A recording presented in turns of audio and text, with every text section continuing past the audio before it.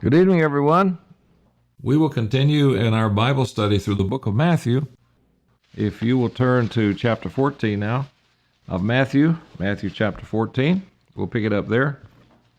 It says, At that time Herod the Tetrarch heard of the fame of Jesus, and he said unto his servants, This is John the Baptist. He is risen from the dead, and therefore mighty works do show forth themselves in him. He was worried about John the Baptist because of what he did to him. And so he said, boy, he's come back again.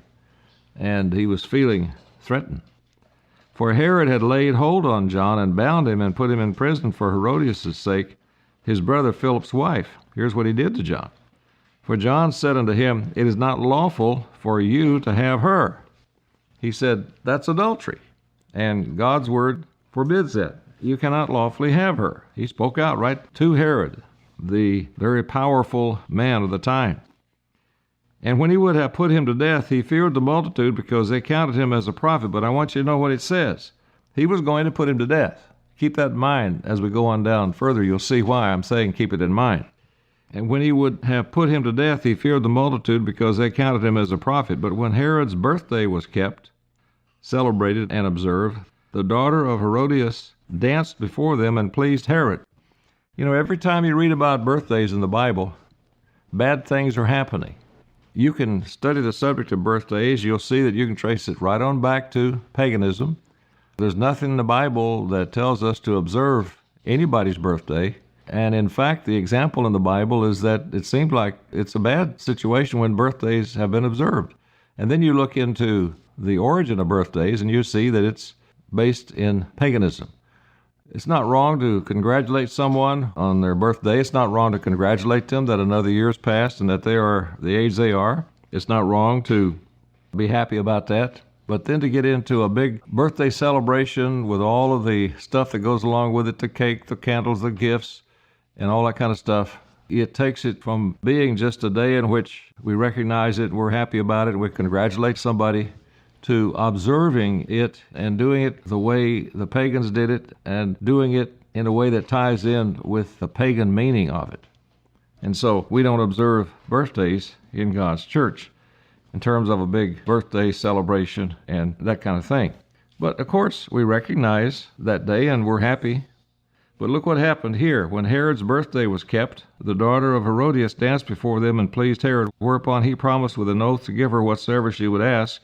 And an oath is not binding when it contradicts God's law. And this did, you'll see. And she, being before instructed of her mother, said, Give me here John Baptist's head in a charger or on a platter. You want to give me anything I want? I want his head on a plate. Now, look at verse 9, which is pathetic. You know, you heard of worldly sorrow. Here is the personification of worldly sorrow. And the king was sorry. Oh, was he really sorry? Well, we just read in verse 5 when he would have put him to death. He was going to kill John. And so now, I'm just so sorry about this. Nevertheless, for the oath's sake, the oath was non-binding anyway because it turns out that oath would mean taking somebody's life. So here we see a politician playing politics. The king was sorry, not really. Nevertheless, for the oath's sake and them which sat with him at meat, he commanded it to be given her. And he sent and beheaded John in the prison. A horrible thing. And here was John doing God's work, preaching the truth, and he was martyred because of that. But he's going to have a tremendous reward in the kingdom. And Jesus Christ praised him as being one of the greatest men that ever lived. And you could see how he just put it all on the line. And his head was brought in a charger and given to the damsel, and she brought it to her mother. And his disciples came and took up the body and buried it and went and told Jesus. So you can see why Herod was worried that John might be risen and the trouble it would put him in because of all that he had done to him. And when Jesus heard of it, he departed thence by ship into a desert place apart by himself. You see that quite often in the Bible where it says apart. Christ said, okay, I'll see you later. I'm going to go over here and I'm going to have some time by myself so I can think and so I can pray. That's what he wanted to do here, out in an isolated area. When Jesus heard of it, he departed thence by ship into a desert place apart, and when the people had heard thereof, they followed him on foot out of the city. After Jesus Christ heard about what happened to John, I'm sure he wanted to go and have some time to meditate, to pray about it. and to get help from God to deal with that terrible tragedy, really, that terrible thing that had happened to John. And Jesus went forth and saw a great multitude, and was moved with compassion toward them, and he healed their sick. He had so much compassion, so much mercy. And we need to have that kind of compassion as well. And when it was evening, his disciples came to him, saying, "This is a desert place, and the time is now past. It's late already. Send the multitude away, that they may go into the villages and buy themselves victuals." But Jesus said unto them, "They don't need to go anywhere. They need not depart. Give them to eat." And they say unto him, "We have here but 5 loaves and 2 fishes. That's all we've got. Got enough for us to eat, but how are we going to feed everybody else?" And he said, "Bring them here to me." And he commanded the multitude to sit down on the grass. See, he likes things to be done in order. Paul said all things must be done decently and in order. And you see how Jesus Christ wanted things done in order. It's a proper thing. It's a considerate thing. Where you have chaos and confusion and people running all over others and all of that kind of thing, somebody gets hurt and terrible results happen. But when you have order and when you have organization, then you're allowed to do things decently, and that's what he wanted here. And he commanded the multitude to sit down on the grass, and he took the 5 loaves and the 2 fishes, and looking up to heaven, he blessed and broke and gave the loaves to his disciples, and the disciples to the multitude. See, he asked God's blessing, and then God blessed it, and it just kept increasing. See the order here? He gave them to the disciples, then the disciples passed it out to the multitude. Verse 20, "And they did all eat, and were filled, and they had all they could eat. And they took up the fragments that remained, 12 baskets full." There was so much left. They had 12 baskets full of food left after they had passed it all out to all those people. And how many people? They that had eaten were about 5,000 men, beside women and children.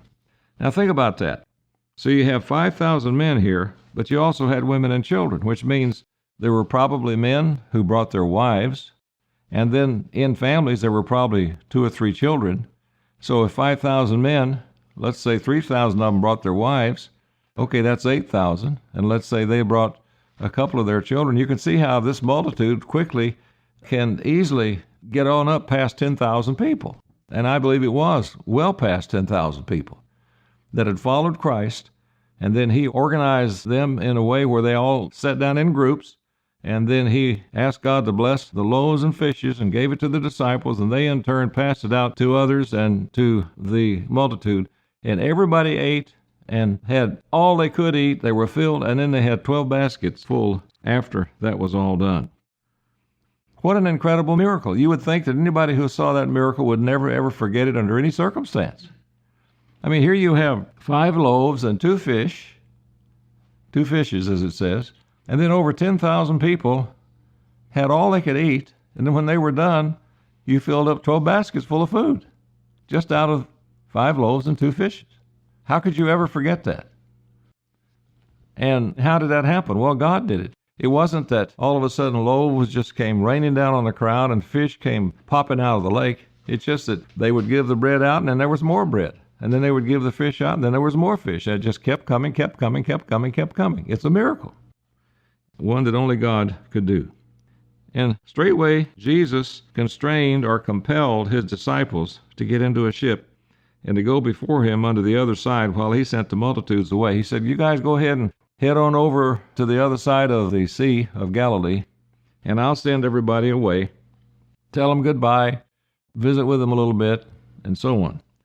And it was night now, you see. It was night. Remember up here it says, when it was evening, verse 15, before this all was done. So now you're getting into the night. "And when he had sent the multitudes away, he went up into a mountain apart to pray. And when the evening was come, he was there alone." So it was dark now, and he was there alone. He was going to do this before, but when these people came and they needed help, he said, okay, I'll do that later. He took care of them, and then he carried out his original plan, went to a place where he could be by himself and pray. And he was there alone. And that's what we have to do when we serve. At college, we had this reminder that was a bit humorous. if somebody would call the dorm and say, could you help me do this? Or some of the women would call and say, can you help me move from one apartment to the other? Or some of the women would call and say, well, we're downtown. We need a escort back to the campus. Can you come and escort us back? The answer to make a point was, well, no, I can't come now. I'm studying about love in 1 Corinthians 13, Well, no, I'll be there after I get my prayer and study done. No, the thing to do is go help them, then come back and get your prayer and study done. That's what Christ did here. Verse 24, but the ship was now in the midst of the sea. Now it's well into the night. In fact, it's probably even into the early morning hours between midnight and sunrise, because it says the fourth watch. But the ship was now in the midst of the sea, tossed with waves, for the wind was contrary. And in the fourth watch, which is probably well after midnight toward sunrise, but maybe 2 or 3 in the morning, in the fourth watch of the night, Jesus went unto them walking on the sea, just as easy as you would go for a walk in front of your house. He decided, well, I need to go on out there where they are. So he just started walking right on the water, just walked right along. No problem. That must have been quite a sight. Verse 26. And when the disciples saw him walking on the sea, they were troubled, saying, it is a spirit, and they cried out for fear. That would be troubling, wouldn't it? Big old tough fishermen out there on the boat, out in the middle of the Sea of Galilee, and they see a shadow coming toward them, and it's just walking on the water, just walking along. That would give you pause. They cried out for fear. Verse 27. But straightway Jesus spoke unto them, saying, be of good cheer, it's I, be not afraid. It's all right, take courage, it's me, I'm coming on to get on the ship with you. And Peter answered him and said, Lord, if it be you, bid me come unto you on the water. That was Peter. He was really a bold individual. And when he recognized that it was Jesus Christ, he said, I want to do that. Can I come out there where you are? And he said, come. And when Peter was come down out of the ship, he walked on the water to go to Jesus. And there was Peter walking along on the water. It really was. But when he saw the wind boisterous, because it did pick up, don't forget, it says here, the wind was contrary, verse 25, and was tossing the ship around. So he got out there on that water, and Christ was walking along on the water, and there was probably swells coming up and down, all that. He just kept walking, and Peter got out there walking along. But then he realized, he saw the wind. It was boisterous. It was violent. Then he was afraid. And beginning to sink, he cried, saying, Lord, save me. And immediately Jesus stretched forth his hand and caught him and said unto him, O thou of little faith, wherefore did you doubt? And when they were come into the ship, the wind ceased. Now here's a lesson for us right here. You notice that as long as Peter looked to Jesus Christ and concentrated on Christ, he could just walk along the water. But when circumstances and the around started to sink in and Peter began to realize, what am I doing out here? Look at these waves. Look at this wind. How can I do this? I'm in trouble. He started to sink.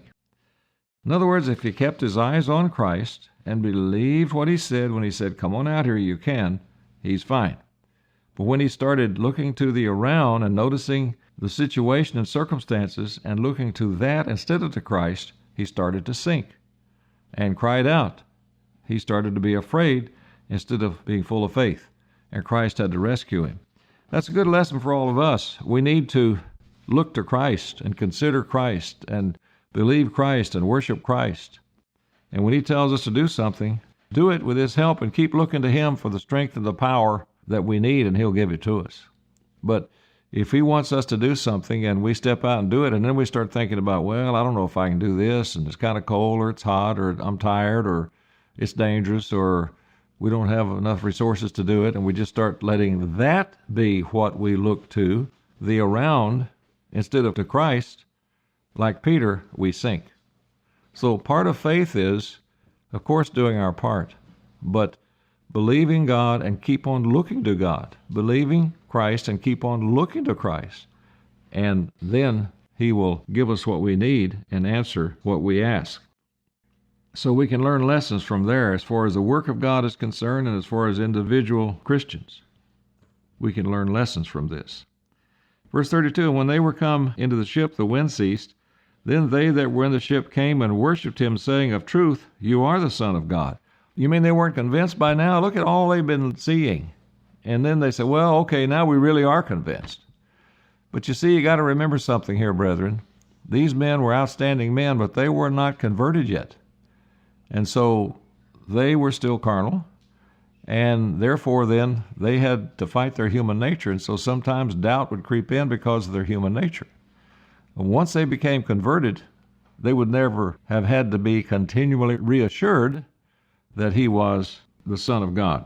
They needed it because of their carnality. It should have been that way, but that's the way human nature is. Then they that were in the ship came and worshipped him, saying, Of a truth you are the Son of God. And when they were gone over, they came into the land of Gennesaret. And when the men of the place had knowledge of him, they sent out into all the country round about, and brought unto him all that were diseased, and besought him that they might only touch the hem of his garment. And as many as touched were made perfectly whole. They had that kind of faith. Now chapter 15, verse 1. Then came to Jesus scribes and Pharisees, which were of Jerusalem. Now these were just constant thorns in the side of Christ. These were people who were obnoxious. They were self-righteous. They were overbearing. They were sarcastic, critical, troublemakers. They were hypocrites. They were disgusting people. And yet they just kept on coming around Jesus Christ, trying to cause him trouble. Then came to Jesus scribes and Pharisees, which were of Jerusalem, saying, Why do your disciples transgress the tradition of the elders? For they wash not their hands when they eat bread. But he answered and said unto them, Why do you also transgress the commandment of God by your tradition? For God commanded, saying, Honor your father and mother, and he that curseth father or mother, let him die the death. But you say, Whosoever shall say to his father or his mother, It is a gift, or it's dedicated to the temple, but whatsoever you might be profited by me, and honor not his father or his mother, he shall be free. Thus have you made the commandment of God of none effect by your tradition. What he's saying here is, you are using me as an excuse for not helping your mother and dad. Let's just notice here in Mark chapter 7. Mark chapter 7 and verse 9. Mark 7, beginning in verse 5. Then the Pharisees and scribes asked him, Why walk not your disciples according to the tradition of the elders, but eat bread with unwashen hands? And he answered and said unto them, Well has Isaiah prophesied of you hypocrites, as it is written.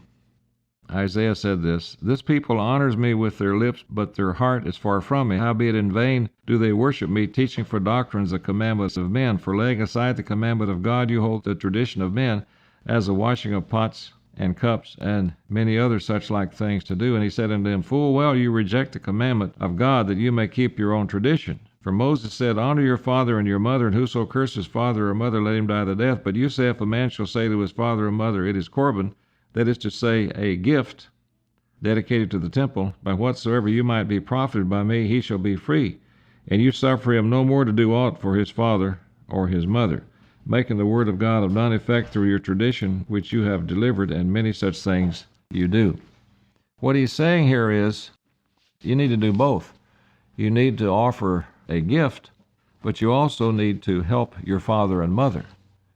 But what you do is, you claim to set this aside for a gift, and then when it comes time to helping your father and mother, and it might have been a need there even greater than the gift that you were going to put on the altar, you say, Oh, well, and I can't help you. I'm sorry, I can't do that. I'm going to give this gift to God. Blame God if you don't have something to eat. Now, of course, we must tithe, and of course, we must give offerings to God. But let's say you don't have that much money, and your mother and dad need some help with some food. Well, you can give them some help with the food, and then what you have left you can give as an offering. But what they were doing is saying, Well, sorry, we can't give you anything. We're going to put this on the altar, and that's what God says, and so don't blame me, blame him.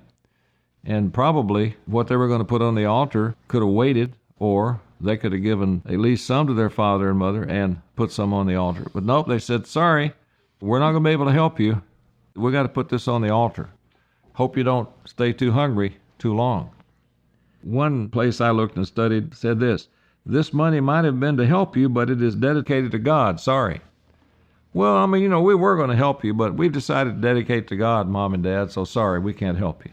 And therefore Christ said, therefore you break the fifth commandment just so you can appear before men to be so spiritual by putting the money on the altar instead of taking at least some of it, or maybe all of it, and give an offering later and give it to your mom and dad. Now, it's not talking about tithe here. It's talking about a gift dedicated to the temple. So that's the point he's saying here. Keep the commandments. And the fifth commandment is honor your father and mother. But you say, well, I was going to help you, but I got to go put this on the temple. It's just talking about pure religion, really. We make sure that we honor our father and mother. We make sure that where there's a real need, we help people with a need. We always tithe, and then extra offerings. We do that as well, but sometimes we may have to make those smaller, or sometimes we might have to wait a little while on them and then give them in order to meet somebody in a real need, especially our parents. But nobody sees us doing that, you see. So we're going to do what people will notice and what people will see to make us look good. We're going to, with great fanfare, toot the horn and lay this up on the altar for everybody to see. Back to Matthew chapter 15. So with that in mind, I'll just reread this so that you can apply what we've said and really get the meaning here. Matthew chapter 15, we'll pick it up in verse 4. For God commanded, saying, honor your father and mother, and he that curses father or mother, let him die the death. But you say, whosoever shall say to his father or his mother, it is a gift, by whatsoever you might be profited by me, and honor not his father or his mother, he's going to be free. He won't be held guilty of breaking the fifth commandment. Thus have you made the commandment of God of none effect by your tradition. You hypocrites! Well did Isaiah prophesy of you, saying, this people draws near unto me with their mouth, and honors me with their lips, but their heart is far from me. But in vain they do worship me, teaching for doctrines the commandments of men. Very important verse. You hear people sound so holy. You see people seem so holy. Sometimes you come across churches and ministers that look so holy, but it's all in vain. The key thing he was pointing out here is you don't keep God's commandments, so your tradition and your religion is in vain. Any religion that is proper and accepted before God involves keeping the commandments. And so all these fancy sermons and fancy buildings and huge crowds and big gatherings, yelling out Jesus' name and singing a bunch of gospel songs, and preachers prancing up and down, yelling and blowing and throwing out this and that and the other scripture, all of it's in vain because it's not about God. It's about them, and it's about showing out, and it's about what they can get from people. And it does not involve obeying God, surrendering to God, submitting to God, and focusing the attention on God and on Jesus Christ. So it's in vain. It's about obeying all 10 of his commandments. That's what the message is here. In vain they do worship me, teaching for doctrines the commandments of men. So people can just crawl on their hands and knees up to a cross, and they can pray all day, and they can put all their money in a basket, and it all be in vain.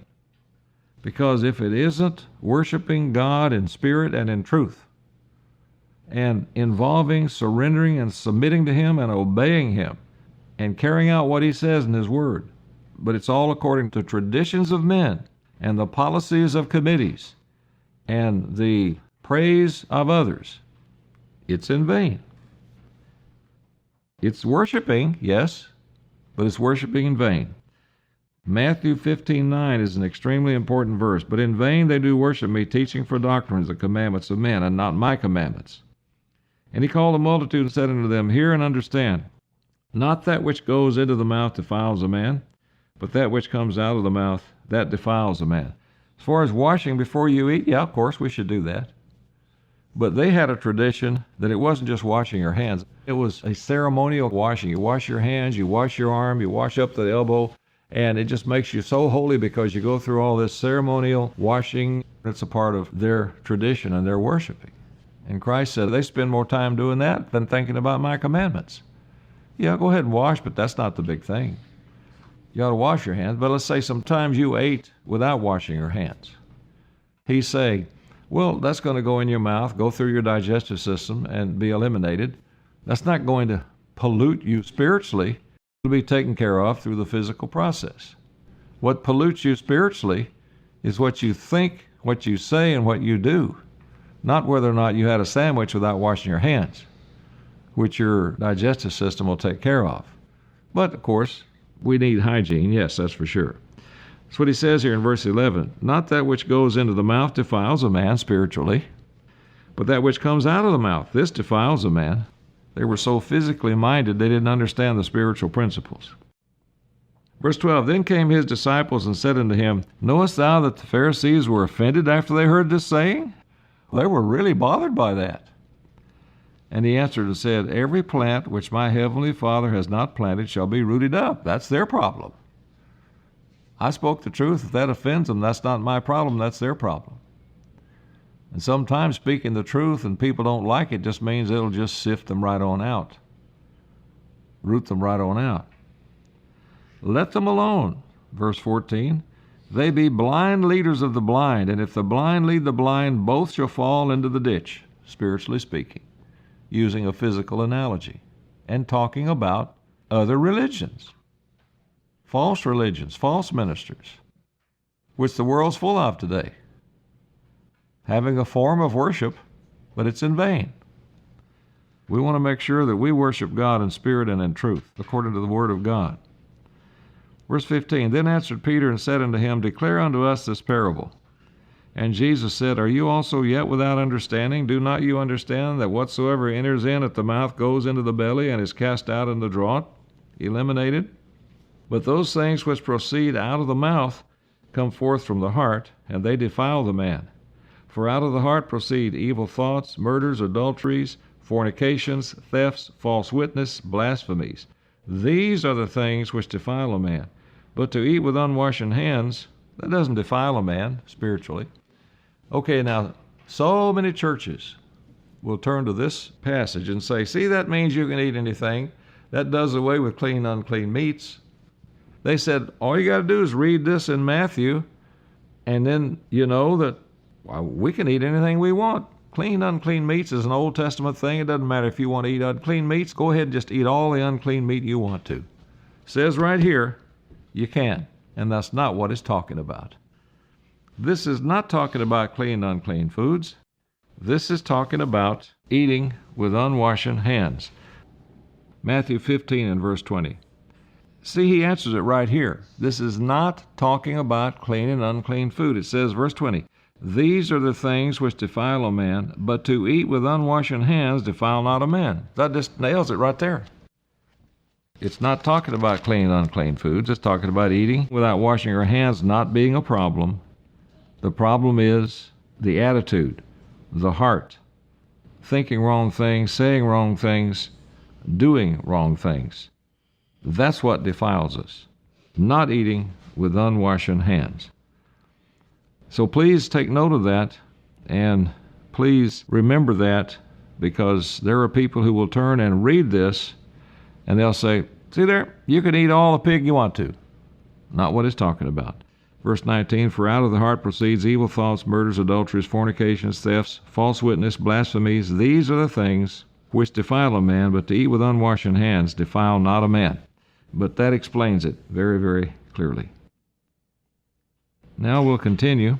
Verse 21, then Jesus went thence and departed into the coast of Tyre and Sidon, the region of those places. And behold, a woman of Canaan came out of the same coast and cried unto him, saying, have mercy on me, O Lord, thou son of David. My daughter is grievously vexed with a devil or demon. But he answered her not a word. And his disciples came and besought him, saying, send her away, for she cries after us. But he answered and said, I'm not sent but unto the lost sheep of the house of Israel. Send her away, do something for her, get her off our backs. And he said, that's not who I've been sent to right now. I've been sent to the lost sheep of the house of Israel. And he was doing this to teach a lesson. Verse 25, then came she and worshipped him, saying, Lord, help me. She had persistence. She didn't quit. She kept coming. She came back and said, please help me. And he answered and said, it is not meet, it is not proper to take the children's bread and cast it to the dogs. And the principle was, this is not the time to take what I need to take to the lost sheep of the house of Israel and give it to the Gentiles. That'll be later. And she said, True, Lord, yet the dogs eat of the crumbs which fall from their master's table, using that physical analogy. Then Jesus answered and said unto her, O woman, great is your faith. Be it unto you even as you will. And her daughter was made whole from that very hour. See, he was testing her, and he was teaching his disciples. You have to be persistent. You have to ask and keep on asking. And she wouldn't back off. She kept coming.